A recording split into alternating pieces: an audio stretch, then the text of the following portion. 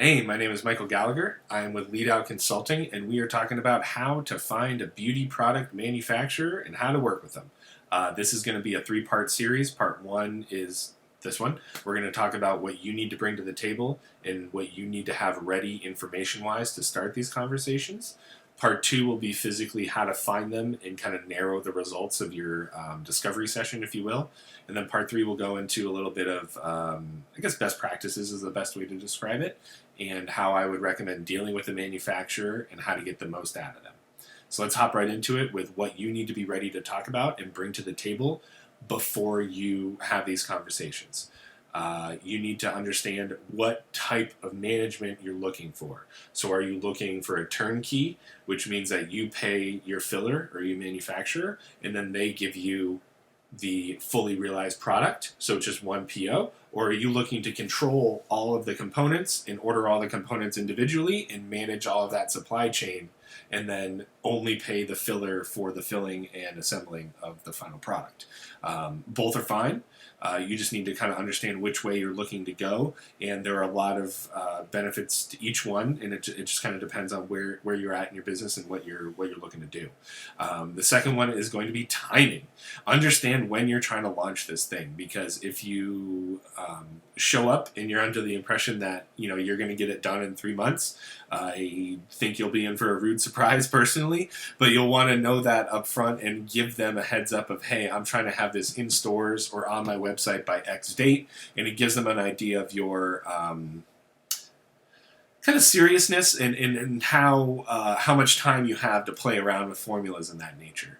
You'll also want to understand, are you looking to do what we normally refer to as a base transfer? So do you already have like an existing product? And if you do, are you open to it being changed slightly to make it more manufacturable? And we would call that reformulating. So are you open to changing your product, or are you not open to changing your product? I would make that decision now and understand that it will be harder and probably more costly to transfer your actual formula that you have in front of you right now.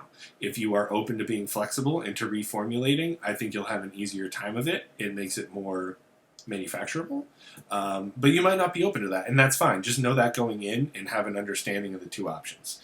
And lastly is cost. A lot of this comes down to money, and you need to understand how many you're planning to order, when you're planning to order them, and then understanding that your cash will be out and be in use for a fairly large amount of time, 8, 10, 12 weeks usually, and to be ready for that kind of disposition of cash, basically. So knowing, one, how many you want to order, knowing, two, annually how many you're looking to order, and then three, what is your target cost? So whatever the service you're shopping around for, know what your target cost for that service is.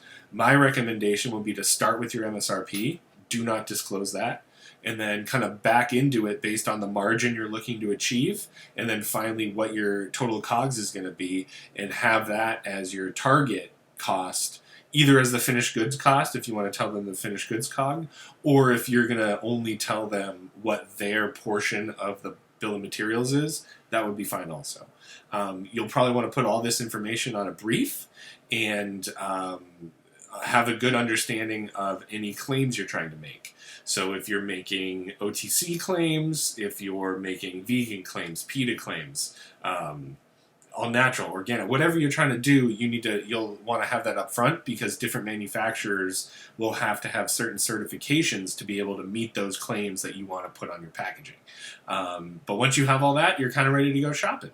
So that was part one of how to find a manufacturer, and that was what you need to be ready to talk about and what you're going to be bringing to the table as the founder or as the owner of the company, whatever it might be. And I hope you found some value in it. And come on back for number 2. We're going to talk about how to, one, find them, and then two, some decision-making processes that you'll want to go through to narrow it down.